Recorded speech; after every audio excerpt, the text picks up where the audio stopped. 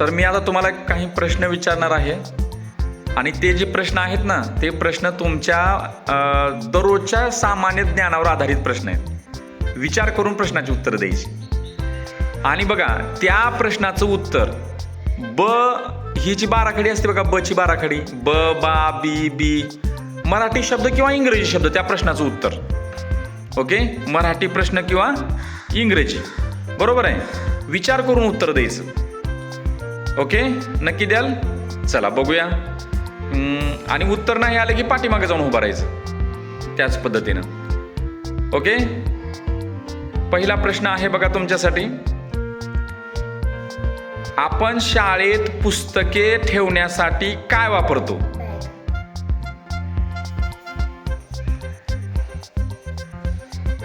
दुसरा प्रश्न, आपण पाणी पिण्यासाठी का वापरतो?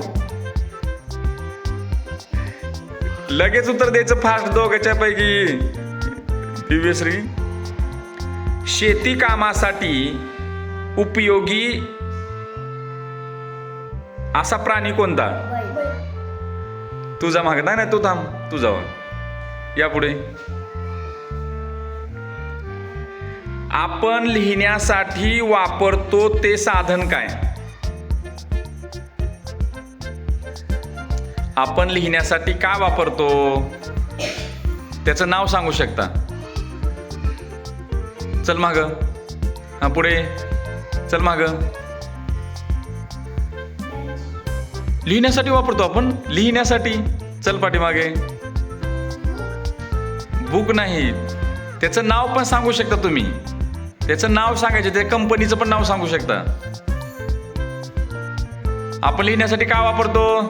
कशाने लिहितो आपण? मग त्या पेनामध्ये त्याचं एखादं नाव सांगायचंय. चल, बरोबर. काय उत्तर?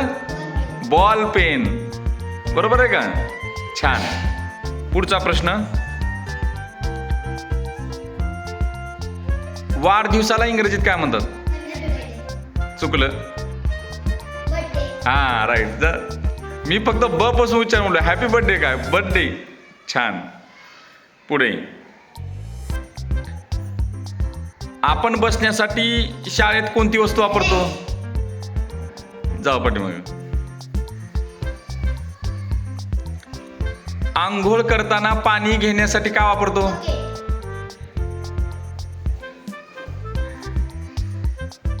फुलावर बसून मध गोळा करणारा कीटक.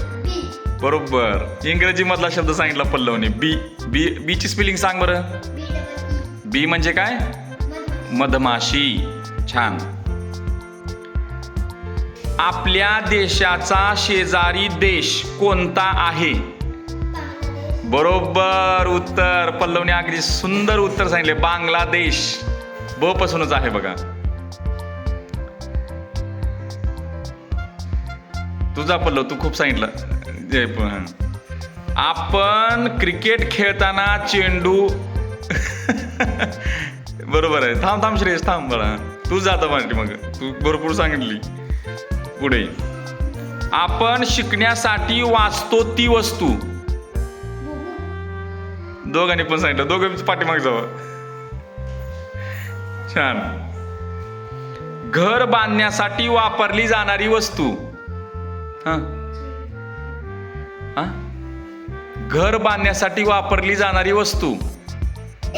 इंग्रजी मधला शब्द अपेक्षित आहे.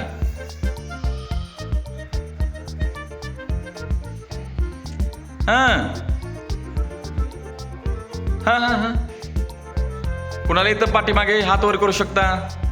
बर, घर बांधण्यासाठी काय वापरतो आपण? वीट. विटाला इंग्रजीमध्ये काय म्हणतात सांगा बरं. हा, ब पासूनच आहे. ब्रिक. काय म्हणायचं? हा, लक्षात ठेवा आता बघा. चला बरं. हा, पुढचा प्रश्न, शाळेत शिक्षक विद्यार्थ्यांना कशावर शिकवतात? कशावर शिकवतात? चला दोघे पाठीमागे. बरोबर. आपण दात स्वच्छ करण्यासाठी काय वापरतो? ब्रश. चला पुढे.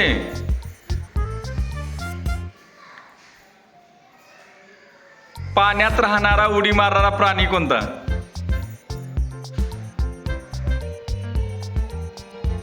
पाण्यात राहणारा आणि उडी मारणारा प्राणी पाण्यात किंवा जमिनीवर पण राहतो तो. चला दोघं पाठीमागे. बरोबर. काय तुम्हाला बेडूक सांगता येईना?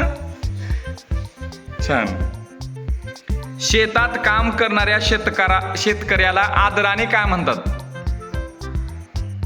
शेतात काम करणाऱ्या शेतकऱ्याला आदराने काय म्हणतात? आदराने त्याला एक नाव दिलेलं आहे.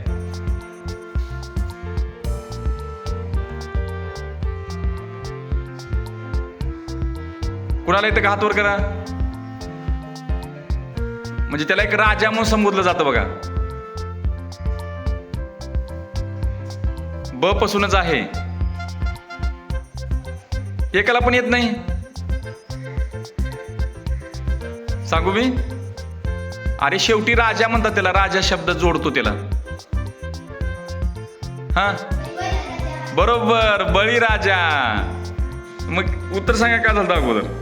बरं, आता सामूहिकपणे सांगू नका. आपण कपडे ठेवण्यासाठी काय वापरतो?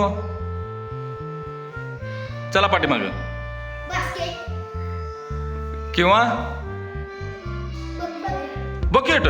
कपडे, आपण कपडे इस्त्री, ती कपडे बॅग. बास्केट किंवा बॅग. बर, शेवटचा प्रश्न. आपण बाजारातून वस्तू आणण्यासाठी काय वापरतो?